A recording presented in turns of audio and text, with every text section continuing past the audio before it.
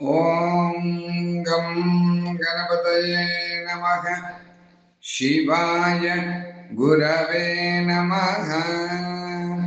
మనము ఈ 218వ రోజున వేదముతో సమానమైనటువంటి శ్రీ శివమహాపురాణము రుద్ర సంహిత పార్వతీఖండములో ముందుగా శ్రీ వేదవ్యాస మహర్షి విశ్వజననీ జనకులకు మరియు విఘ్నరాజైన ఆ గణనాథనకు నమస్కరించి ప్రార్థన చేసి ఈ శ్రీ శివ మహాపురాణం గురించి వర్ణించినారు అని మనం తెలుసుకుంటున్నాం.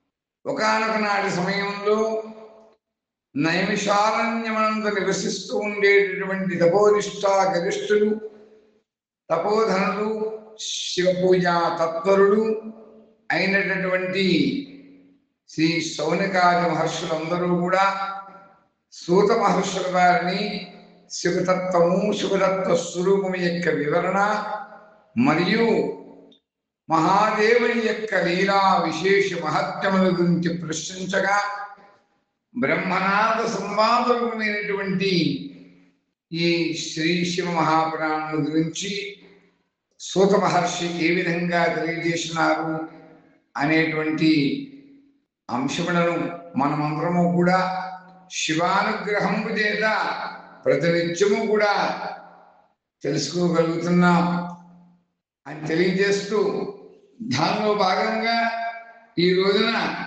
ఆ మూర్ఛిల్లినటువంటి ఆ గిరిరాజు యొక్క పత్ని అయినటువంటి మేనకాదేవి విలపించడం, అలా దేవదేవుడైనటువంటి శివునితోటి తన కుమార్తె యొక్క వివాహం జరిపించరాదు అని పట్టుబట్టడం, దేవతలు శ్రీ మహావిష్ణువు ఆమెకు ఏ విధంగా నచ్చజెప్పారు అనేటువంటి అంశముల గురించి ఈ రోజు నుంచి కూడా మనం తెలుసుకుంటున్నాం. రాబోయే రోజుల్లో మరలా శివుని యొక్క సుందర రూపమును ధరించినప్పుడే తన కన్యను ఇచ్చి పాణిగ్రహణంకు జరిపించగలను అని ఆ మేనకాదేవి తన యొక్క అభిప్రాయాన్ని వెలిబుచ్చడం అనేటువంటి అంశములను ఇక నుండి కూడా మనం తెలుసుకోబోతున్నాం అని తెలియజేస్తూ, వాగర్ధావివృక్తం వాగర్ధగా ప్రతిపత్తయే జగత పితరం వందే పార్వతీ పరమేశ్వరవు. బ్రహ్మదేవుడు అంటున్నారు, ఓ నారద, హిమాచల ప్రియమైనటువంటి మేనకకు త్వరహ రావడంతో ఆమె మిక్కిలి దుఃఖంతో విలపిస్తూ ఉన్నది.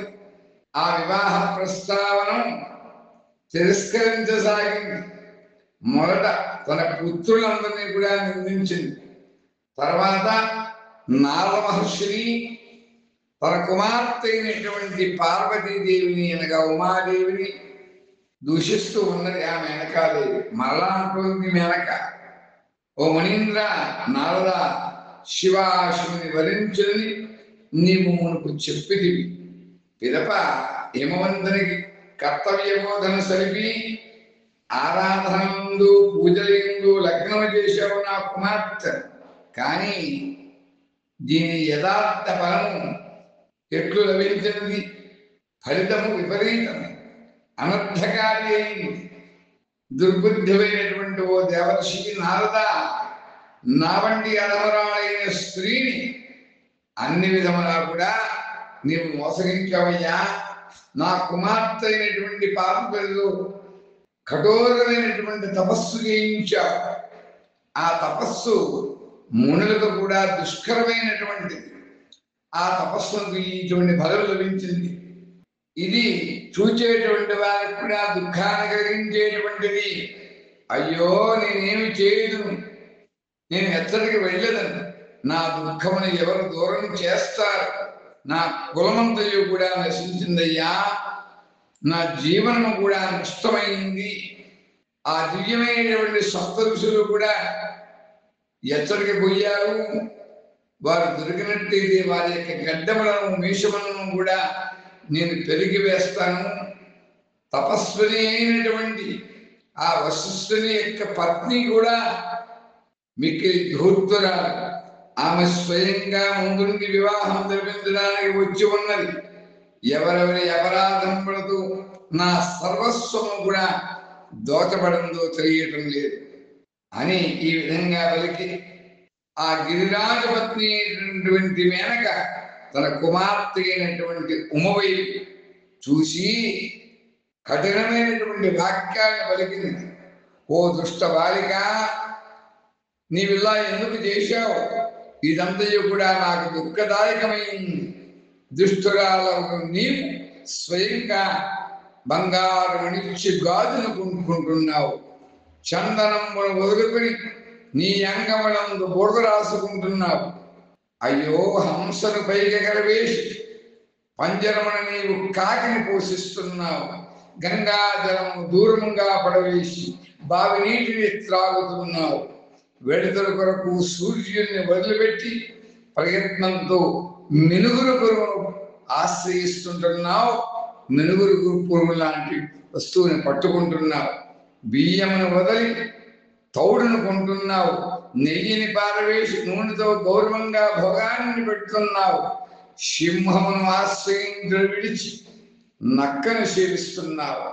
బ్రహ్మ విద్యను వదిలి కుత్సితమైనటువంటి కథలు వింటున్నావు. ఓ అమ్మా, నీవు ఇంటి యందు ఉన్నటువంటి మంగళమయము విశస్కరమైనటువంటి విభూతిని దూరంగా తొలగించి అమంగళకరమైనటువంటి చితియందరి బూడిదను కొంగున కట్టుకుంటున్నావమ్మా.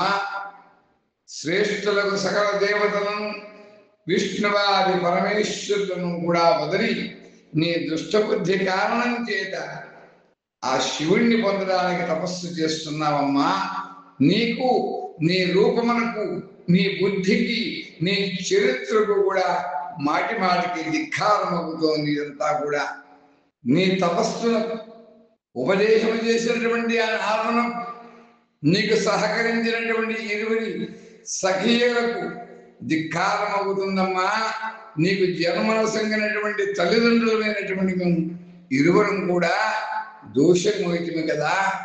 ఓ నారదా, నీ బుద్ధియు ధిక్కారమునకు గురి అయింది నా కుమార్తె. సుబుద్ధిని ప్రసాదించేటువంటి ఆ సప్త ఋషులు కూడా ధిక్కారము వాళ్ళకు దురుగాక. నీ కులము తిరస్కరింపబడును.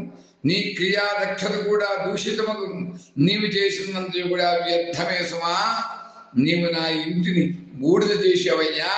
ఇది నాకు మృత్యువుతో సమానం. ఈ పర్వతరాలు నేడు నా ఇళ్ళ పడకూడదు. సప్త ఋషులు తమ ముఖములను చూపించరాదు. అందరూ కలిసి సాధించినది ఏమున్నది? నా కులమును నశింపజేసి, అయ్యో, నేను గొడ్రాన్ని ఎందుకు కాలేదు? నా గర్భం ఎందుకు కరిగిపోలేదు? నేను నా పుత్రుకియు ఎందుకు మరణించలేదు? రాక్షసులెవరైనా ఆకాశమునకు తీసుకువెళ్ళి ఎందుకు ఈమెను భక్షింపలేదు? ఓ పార్వతి, నేడు నేను నీ శిరమును ఖండించదును గాక, కానీ ఈ శరీరపు ముక్కలతో ఏమి చేసేదను? అయ్యో అయ్యో, నిన్ను వదిలి నేను ఎక్కడికి వెళ్ళేదనమ్మా. నా జీవితం అంతా కూడా నశించినది అని ఆ మేనకాదేవి ఈ విధంగా కఠోరమైనటువంటి వాక్యాన్ని పలికింది అని శ్రీ శివ మహాపురాణం ద్వారా మనకు తెలియబడుతుంది. మరలా బ్రహ్మదేవుడు అంటున్నాడు, ఓ నారదా, ఈ విధంగా పలికి మేనకాదేవి స్పృహ తప్పి భూమి మీద పడిపోయింది. శోక రోషాదులతో వ్యాకులతను చెందినటువంటి కారణము చేత ఆమె భర్త సమీపమును కూడా వెళ్ళలేదు. ఓ దేవర్షి నారదా, అప్పుడు దేవతలందరూ కూడా వరుసగా ఆమెను సమీపించారు. అందరికంటే కూడా విధాతమైనటువంటి నీవును అక్కడికి చేరానయ్యా. ఓ మునిశ్రేష్ఠ, నన్ను చూసి మేనకతో స్వయంగా దేవర్షమైనటువంటి నువ్వు ఏ విధంగా పలికావో నేను నీకు ఇప్పుడు తెలియజేస్తున్నాను అని బ్రహ్మదేవుడు నారద మహర్షికి తెలియజేస్తున్నారు అని తెలియజేస్తూ ఈ రోజున మనం స్వస్తి చెప్పుకుంటున్నాం. కైలాసగిరివాసాయ రుద్రాయ పరమాత్మనే సర్వాంతర్వ్యాపినే వటవృక్షచంద్రామణి శ్రీ గురు దక్షిణామూర్తయే దివ్యమంగళ మంగళం దివ్యమంగళ మంగళం దివ్యమంగళ మంగళం. ఓం స్వస్తి ఓం స్వస్తి ఓం స్వస్తి.